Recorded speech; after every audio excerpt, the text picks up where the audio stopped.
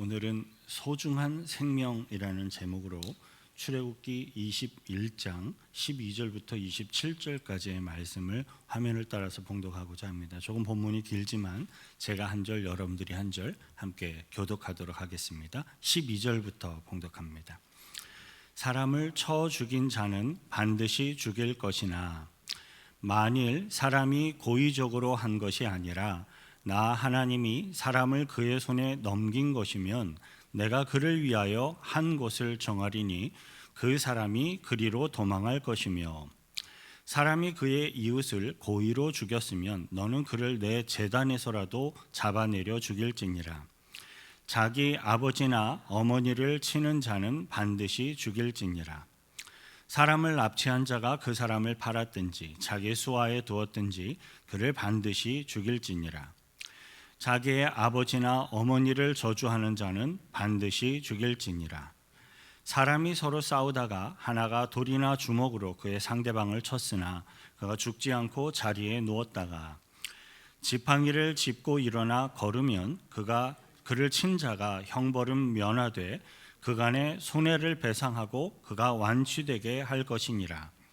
사람이 매로 그 남종이나 여종을 쳐서 당장에 죽으면 반드시 형벌을 받으려니와 그가 하루나 이틀을 연명하면 형벌을 면하리니 그는 상전의 재산임이라. 사람이 서로 싸우다가 임신한 여인을 쳐서 낙태하게 하였으나 다른 해가 없으면 그 남편의 청구대로 반드시 벌금을 내되 재판장의 판결을 따라 낼 것이니라. 그러나 다른 해가 있으면 값되 생명은 생명으로, 눈은 눈으로, 이는 이로, 손은 손으로, 발은 발로, 된 것은 된 것으로, 상하게 한 것은 상함으로, 때린 것은 때림으로 갚을지니라. 사람이 그 남종의 한 눈이나 여종의 한 눈을 쳐서 상하게 하면 그 눈에 대한 보상으로 그를 놓아줄 것이며 그 남종의 이나 여종의 이를 쳐서 빠뜨리면 그 이에 대한 보상으로 그를 놓아줄지니라. 아멘.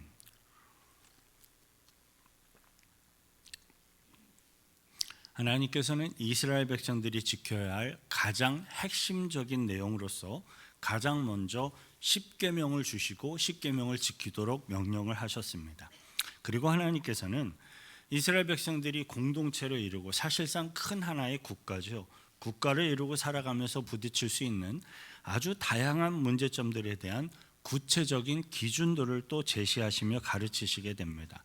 가장 먼저 가르치셨던 것이 지난번 출애굽기 설교 본문 가운데 다루었던 내용인데요. 힘이 없고 소외되어 있는 사회적인 약자들에게 반드시 필요한 최소한의 보호 그리고 사회적인 배려할 것을 명령하셨습니다. 그 다음으로는 오늘의 성경 본문에서 사람의 생명과 또 사람의 기본적인 인권이 얼마나 소중하고 귀한 것인지를 강조하며 가르쳐 주시게 됩니다. 최근 러시아가 우크라이나를 무력으로 침략하여서 수많은 사람들이 죽어가고 있는 그러한 상황 속에서 오늘의 본문은 더욱더 사람들의 심령에 경종을 울리는 말씀이 되리라 생각됩니다. 그리고 특별히 오늘의 본문 중에는요, 굉장히 많은 세상의 사람들이 어설프게 성경 본문을 인용을 하고 있으면서도 동시에 가장 많이 오해하며 잘못 해석하고 있는 성경 구절들이 함께 포함되어 있습니다. 저와 여러분들은 오늘의 본문 말씀을 나누는 동안 성경 본래의 의도와 목적을 따라서 온전히 이해하고 또 배우고 실천함으로써 합당한 천국 백성의 삶을 살아가게 되시길 축원드립니다. 본문 1절 다시 한번 함께 읽습니다. 사람을 쳐 죽인 자는 반드시 죽일 것이나. 하나님께서는 이미 10계명에서 6계명 중에 살인하지 말라라고 이미 분명하게 명령하셨습니다. 하지만 살인하지 말라라는 이 10계명의 아주 단순한 명령만으로는 아주 복잡한 사회관계 속에서 일어나는 다양한 상황들에 대해 대처하기에는 어려움이 있었습니다. 그래서 조금 더 상세한 설명과 어떤 기준이 필요하였습니다. 그 상세한 설명으로서 가장 먼저 설명해 주신 것이 바로 사람을 쳐 죽인 자는 반드시 죽일 것이니라 라는 오늘의 본문 12절의 설명입니다. 이 말씀은 어떤 규칙과 규제가 없으면 방종하게 되는 우리 인간들, 그러한 인간들의 본성을 가진 악한 인간들에게 나 자신의 생명이 소중한 것처럼 다른 이들의 생명을 소중하고 귀하게 여겨야 함을 강조하고 가르치고 있습니다. 사람을 쳐서 죽인 자는 반드시 죽일 것이니라 라고 말씀하시고 있는 이 대상은 각 개인을 향하여 하나님이 말씀하시는 게 아니에요. 하나님의 이 말씀은 이스라엘 전체를 이루고 있는 국가, 그리고 그 이스라엘 전체를 끌어가고 있는 이 하나님의 말씀, 법에 따라서, 국가의 기관에 따라서 이 말씀이 이루어지고 실천되어지도록 그러한 공동체 전체를 향하여 이야기하고 계시는 것입니다. 따라서 이 말씀은 누구든지 각 개인이 감정적이고 또는 즉흥적인 행동으로 또는 개인적인 복수를 하기 위해서 사람의 생명을 취하지 못하도록 엄히 금하시는 것이기도 합니다. 왜냐하면 사람의 생명은 하나님이 우리들에게 주신 것이기 때문에, 사람의 생명은 하나님만이 거두어 가실 수 있기 때문입니다. 창세기 9장 6절 함께 읽습니다. 다른 사람의 피를 흘리면 그 사람의 피도 흘릴 것이니 이는 하나님이 자기 형상대로 사람을 지으셨음이니라. 사람의 생명이 왜 그렇게 중요하고 소중한가? 목숨이 하나밖에 없으니까 중요하고 소중한 것도 물론 이유가 됩니다만, 성경에서는 영적인 이유를 설명해 주고 있어요. 창세기 9장을 보면 하나님께서는 자신의 형상대로 사람을 지으셨기 때문에 이 사람을 죽이고 살인을 하게 되면 그 사람만 죽는 것이 아니라 그 사람 안에 지어져 있는 하나님의 형상을 동시에 같이 파괴하게 되는 무서운 죄악을 범하게 되는 것입니다.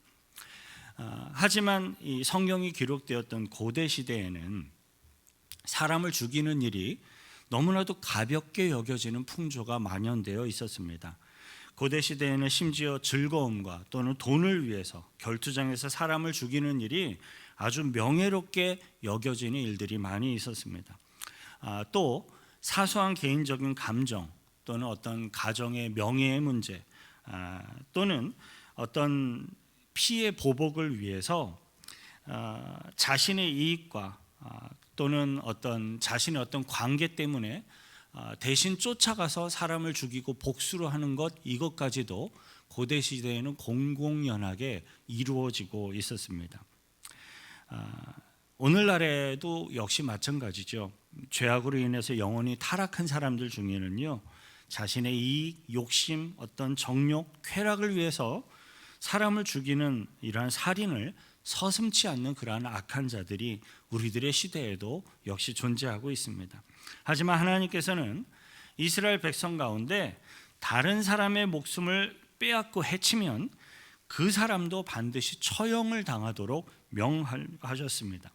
어떤 사람들은요, 이렇게 처형을 하도록 명령하신 이 성경 본문을 인용을 하면서 오늘날의 사형 제도를 이야기하는 사람들이 있습니다.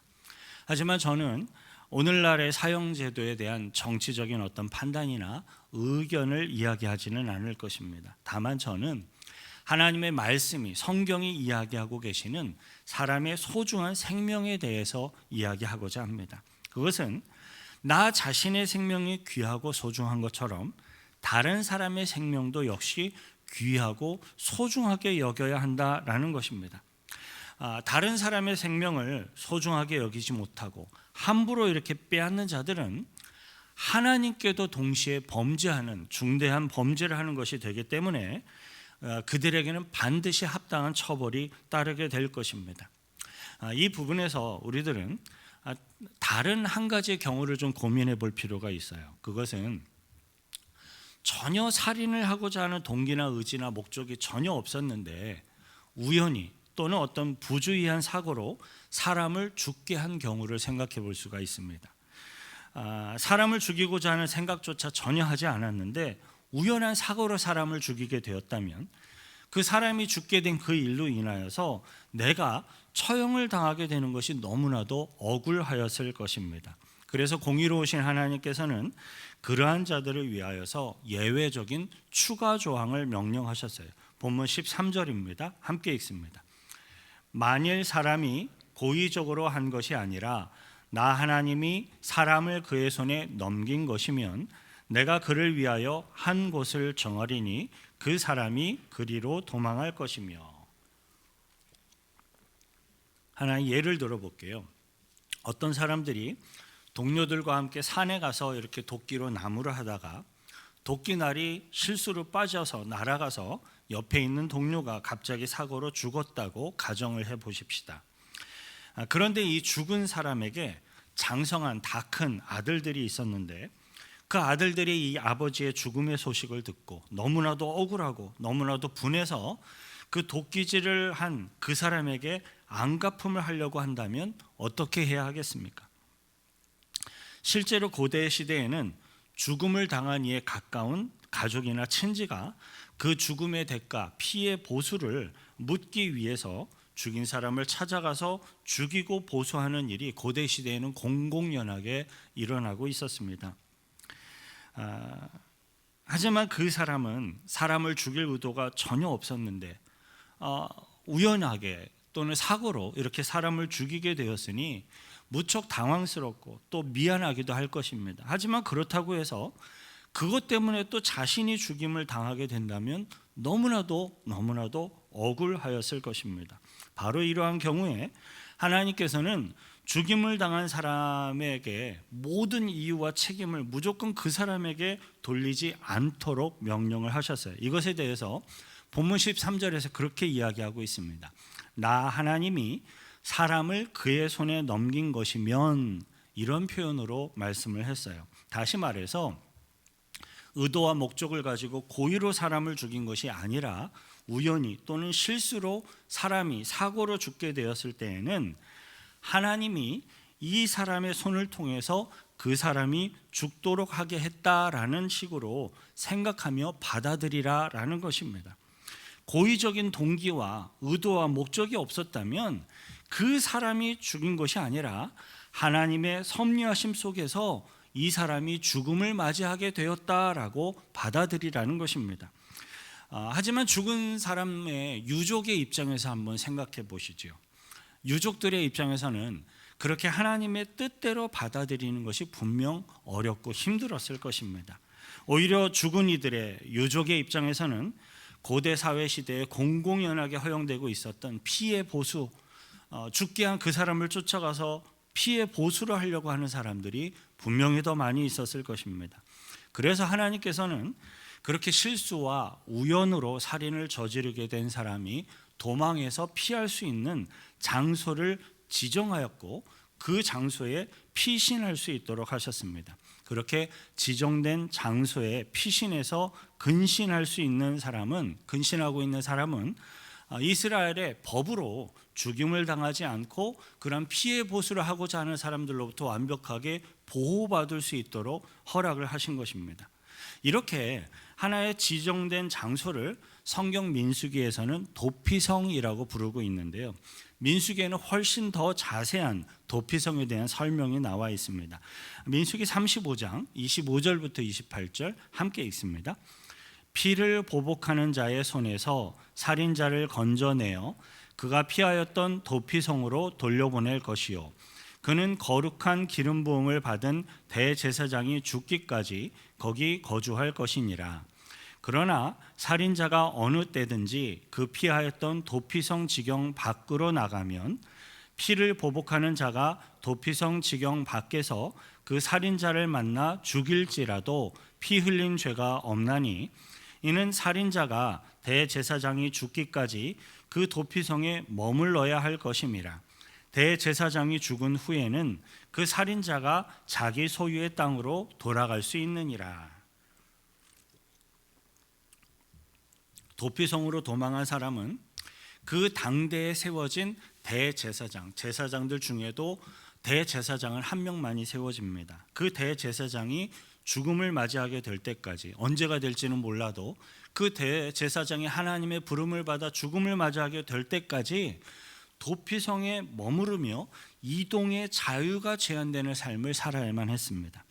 물론 그 사람에게 살인에 대한 의도나 목적이 없었을지라도, 그랬을지라도 실수나 혹은 부주의로 사람을 죽이게 한 것에 대한 책임은 분명히 일부분이 있는 것이죠. 때문에 이동의 자유를 제한받는 그러한 삶을 살도록 명령을 하신 것입니다. 이처럼 전혀 의도가 없었던, 상관없이 그렇게 사람이 죽게 된 살인을 한 것일지라도 반드시 사람이 죽게 된 것에는 크나큰 책임이 따라오도록 하셨어요. 그것만큼 우리 사람의 생명은 참으로 소중하고 귀하다는 것입니다.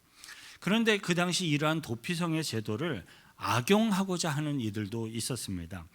자신이 악한 의도, 분명한 의도와 목적을 가지고 계획을 해서 사람을 살인을 저질러 놓고서 도피성으로 도망을 하거나 또 제단으로 달려나와 제단의 뿔을 잡고 자신의 목숨을 보호해 달라고 호소하는 이들이 있었던 것입니다. 하지만 하나님께서는 그러한 악한 고의적인 살인에 대해서는 엄중한 처벌을 명하십니다. 본문 14절에 함께 있습니다. 사람이 그의 이웃을 고의로 죽였으면 너는 그를 내 제단에서라도 잡아내려 죽일지니라.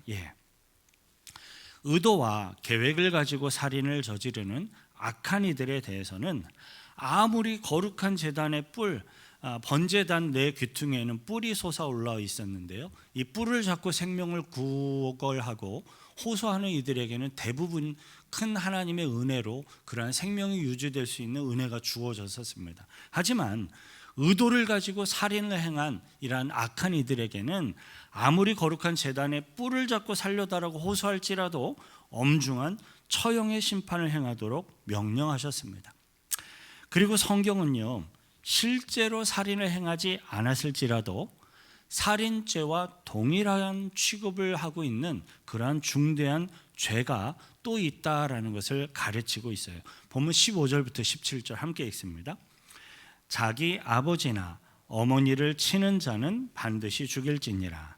사람을 납치한 자가 그 사람을 팔았든지 자기 수하에 두었든지 그를 반드시 죽일지니라. 자기의 아버지나 어머니를 저주하는 자는 반드시 죽일지니라. 자신을 낳아주신 자신의 친부모님을 향하여서 저주하거나 부모를 구타하며 때리는 자들은 살인죄와 마찬가지로 반드시 처형의 심판을 받도록 하였습니다. 왜냐하면 나를 낳아주신 육신의 부모님을 자녀들이 저주하거나 치는 것은 명백하게 하나님이 세우신 이 창조 질서를 파괴하고 또 우리 인간의 기본적인 양심 안에 내재된 거룩한 본성을 파괴하는 것이기 때문입니다. 참으로 안타까운 일이지만 오늘날에도요, 술과 마약과 도박에 찌들어서 자신의 친부모를 학대하거나 저주하는 안타까운 소식들이 간간히 세상의 뉴스 가운데 들려오고는 합니다. 하지만 그것은 살인죄에 해당하는 악한 범죄입니다. 그리고 사람을 납치하는 자들도 살인죄에 해당하는 마찬가지의 범죄를 범하는 것입니다. 사람을 납치한다는 것은 사람의 생명, 자유, 인권을 억지로, 힘으로, 강제로 빼앗아서 자기 마음대로 마치 물건처럼 이용을 하며 처분을 하는 것입니다. 하지만 하나님께서는 사람의 생명을 믿기로 하여서 자신의 이익을 추구하며 자신의 탐욕을 채우려 하는 자들을 반드시 처형하도록 명령하셨습니다. 왜냐하면 하나님의 거룩한 형상을 입은 우리 사람의 생명은 그것만큼 소중한 거예요. 그것만큼 귀한 것입니다. 저와 여러분들은 우리들에게 허락하신 하나님의 거룩하신 형상, 그리고 우리들에게 허락하신 나의 생명이, 또 다른 이들의 생명이 얼마나 귀하고 소중한 것인지를 확실하게 깨닫고 감사하며 살아가시길 바랍니다. 하나님 안에서 내가 소중한 것만큼 다른 이들도 하나님 안에 소중한 존재라는 사실을 믿으시고 그 소중함을 삶 가운데 실천하며 살아가시길 축원드립니다. 이제 하나님께서는 사람의 생명이 소중한 것만큼 그 각 사람의 건강과 기본적인 인권이 또한 귀하게 여겨져야 한다라는 것을 선언하십니다. 비록 사람의 생명을 해하는 살인은 아닐지라도 사람의 건강, 그리고 인권을 해하는 죄악된 행동을 하였다면 역시 그것에 대해서도 반드시 그에 합당한 책임을 지고 배상을 하도록 하셨습니다. 가령 사람이 서로 감정이 악해져서 싸움을 하다가 주위에 있는 돌이나 혹은 주먹으로 우발적으로 사람을 다치게 했다면 합당한 손해배상을 해야 하고, 또 다친 그 사람이 완벽하게 치료받을 수 있도록 반드시 책임을 지도록 명령하십니다. 물론 서로 싸움을 하였다면 쌍방간에 모두 책임이 있죠. 하지만 어느 한쪽이 월등하게 극심한 타격과 상해를 입었다면 그 사람이 건강을 회복할 수 있도록 책임을 져야 했고 반드시 배상을 해야 했던 것입니다. 왜냐하면요, 우리 사람의 본성 가운데 자리 잡은 죄악은요, 항상 내가 당한 것보다도 상대방에게 2배, 3배 더 이상의 더 많은 안갚음을 하도록 충동질해가는 악함이 우리 모든 사람들의 본성 가운데 있기 때문입니다. 하나님께서는 그의 백성들이 이러한 죄악의 충동질에 휘둘려서 서로를 해하는 그러한 악함에 빠지지 않도록 하기 위해서 자신이 어떤 행동을 취하든지 그 행동에 대해 아주 철저한 책임을 지고 배상을 지도록 하게 하신 것입니다. 이처럼 사람의 인격, 인권을 존중히 여기시는 하나님의 마음은 고대 시대에 가장 힘이 없었고 연약한 자들이었던 종들, 노예들, 그리고 또 여자와 태중의 아이들에게까지도 하나님의 크신 은혜와 사랑이 영향력을 끼치게 됩니다. 고대 시대에는요, 노예들이 마치 물건처럼 여겨지던 시대입니다. 주인에게 매를 맞아서 그 노예가 죽임을 당하게 되었다면 그 주인은 살인죄의 처벌을 당하도록 하셨어요. 노예라 할지라도 그 노예를 매를 댈 수는 있었어요, 고대 시대의 법에 의해. 하지만 그 매의 강도가 죽도록 해서는 안 되었습니다. 그 매를 댐으로 노예가 죽임을 당하게 되었다면 이 주인이 살인죄의 처벌을 당하도록 하나님이 명령하셨습니다. 이처럼 사람의 인격, 인권을 존중히 여기시는 이러한 하나님의 마음, 그 마음이 또 가난하고 또 힘들고 무시받던 여인들에게도 그대로 적용됩니다. 심지어 태어나지도 않은 여인의 태중에 있는 태아까지도 하나님은 배려하십니다. 어떤 사람이 임신한 여인의 태중의 아이를 낙태하게 하였다면 반드시 그에 따르는 배상을 하도록 하셨습니다. 이처럼 하나님께서는 다른 사람에게 어떤 취한 행동, 그리고 그 결과에는 반드시 합당한 동일한 배상을 하도록 하셨습니다. 이처럼 하나님께서는 누군가에게 취한 행동 결과에는 동일한 책임과 배상을 하도록 하셨는데, 이것을 흔히 동해보복법이라고 불러요. 그러니까 동일한 해로움으로 보복을 하는 법. 내가 뭐 이빨을 부러졌으면 이빨을 다치게 한다라는 식의 내가 당한 해로움만큼 동일하게 보복하는 법, 그래서 동해보복법이라고 불리기도 하는데요. 그 동해보복법이라고 불려지고 있는 이 내용이 바로 다음의 성경 구절로 표현이 됩니다. 본문 23절부터 25절 함께 읽습니다. 그러나 다른 해가 있으면 갚되 생명은 생명으로, 눈은 눈으로, 이는 이로, 손은 손으로, 발은 발로, 된 것은 된 것으로, 상하게 한 것은 상함으로, 때린 것은 때림으로 갚을지니라. 지금 이 성경 구절을 읽으면서 속이 후련하신 분들이 혹시 있다면 제 말씀을 잘 들으셔야 합니다. 방금 우리들이 함께 읽은 이 성경 구절들은 하나님을 잘 믿지 못하는 세상적인 사람들도 익히 들어서 잘 알고 있는 비교적 잘 알려진 성경 구절입니다. 자, 그렇다면 왜 이 성경 구절이 세상 사람들에게 잘 알려지고 또 잘 사용되고 있을까요? 그 이유는 이 성경 구절들에 대한 어떤 해석이 세상 사람들의 가치 기준과 굉장히 잘 어울리고 잘 맞아떨어지기 때문에 그렇습니다. 그런데 중요한 것은요, 대부분의 세상 사람들이 이 성경 구절을 잘못 해석하고 잘못 적용하고 있다라는 점을 우리는 기억해야 합니다. 눈에는 눈으로, 이는 이로 라고 성경 말씀에 쓰여 있다고 해서 이빨 하나를 내가 뽑혔다면 쫓아가서 상대방의 이빨 하나를 뽑아버려라 라는 의미로 해석을 하고 받아들이는 것은 굉장히 큰 오해이고 잘못된 오류입니다. 동해보복법의 말 그대로 동일한 해로움으로 동일하게 보복하는 방법은 지극히 세상적인 수준의 해석이고 세상적인 적용일 뿐입니다. 그것은 성경 말씀을 크게 잘못 해석하고 오해하고 있는 거예요. 이 성경 구절들을 통해서 우리 하나님께서 말씀하고자 하시는 성경적인 해석과 성경적인 강조점은 이렇습니다. 사람을 소중하고 귀하게 여기며 대해야 한다라는 것입니다. 나의 생명이 소중한 것처럼 상대방의 생명을 소중히 여기며 책임을 질 수 있어야 한다라는 거예요. 동해보복법을 거꾸로 뒤집어 보면 네가 만일에 사람의 생명을 취하게 되면 너도 죽게 될 것이다. 그러니까 너의 생명이 소중하다면 다른 사람의 생명을 귀하고 소중하게 여겨야 한다라는 것입니다. 나에게 눈이 중요하고 나에게 치아가 중요한 것처럼 상대방의 눈과 치아도 중요하게 여기며 소중하게 여겨서 그에 합당한 책임을 질 수 있어야 한다라는 것입니다. 나에게 눈이 중요하고 나에게 치아가 중요해서 나의 건강을 포기할 수 없다면 상대방의 눈도 상대방의 치아도 상대방의 건강도 소중하고 중요하기 때문에 그를 해롭게 하지 말라라는 것입니다. 이러한 하나님의 마음은 그 다음에 이어지는 성경 구절들을 보면 잘 연결되어져요. 본문 26절부터 27절 함께 읽겠습니다.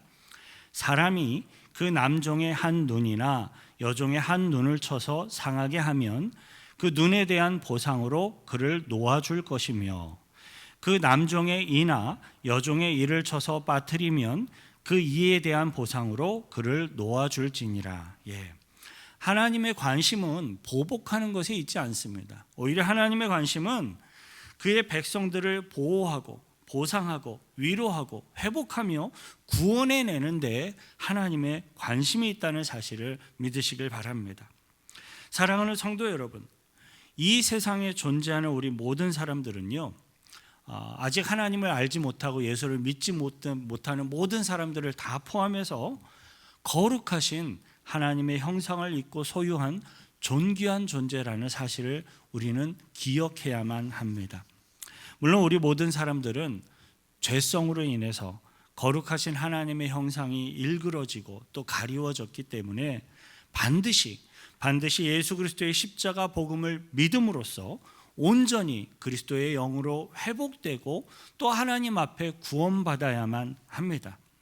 하나님께서는 자신을 따라 닮은 거룩한 형상을 입은 사람들의 생명을 하찮게 여기며 해하는 악한 자들의 죄악에 대해 우리 하나님께서는 반드시 심판하실 것입니다.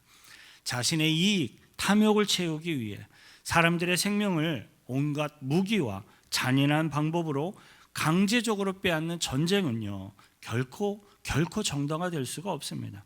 아무리 합당한 어떤 정치적인 이유와 또 선한 목적이 있다고 할지라도 그것은 전쟁이 아닌 다른 평화적인 방법으로 추구해야 하는 것입니다.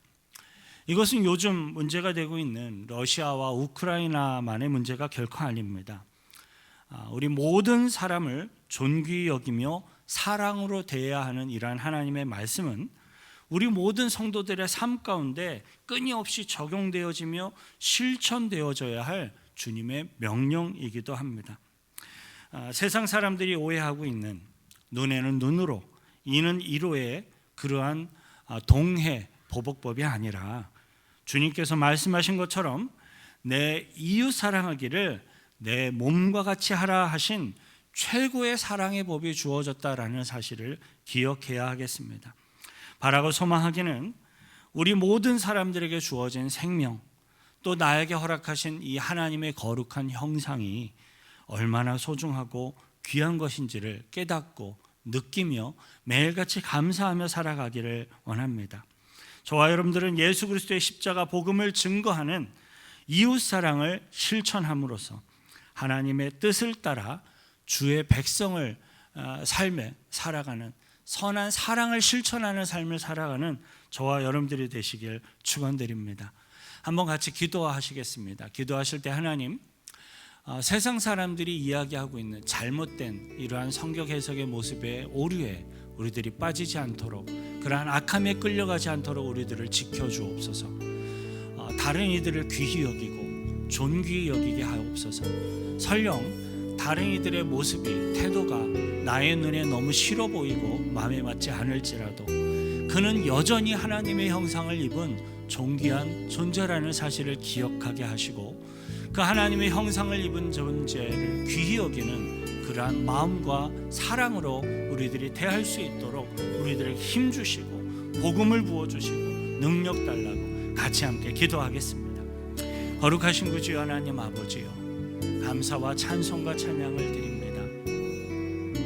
고대 시대에 너무나도 힘없고 연약한 자들을 배려하시고 보호하시고 또 위로하시며 회복하기 원하셨던 하나님, 또 사람의 존귀한 생명과 인권이, 건강이 함부로 취급되어지거나 또 함부로 해함을 당하지 않도록 보호하시며 지키시고 구원하기 원하셨던 그 하나님의 마음을 헤아리게 하여 주옵소서.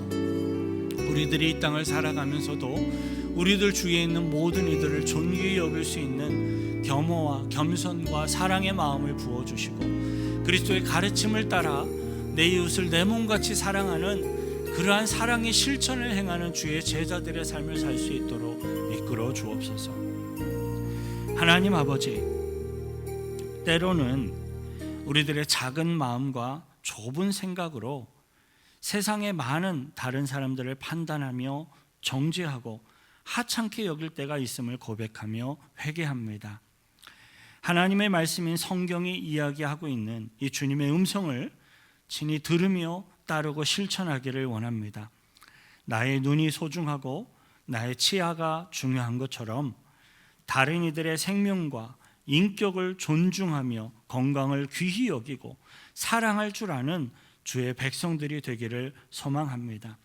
그리고 한 걸음 더 나아가서 구약 성경의 말씀을 완성하신 예수님의 말씀처럼 내 이웃 사랑하기를 내 몸과 같이 하라 하신 주님의 말씀을 복음으로 실천하는 저희들이 될 수 있도록 축복하여 주옵소서.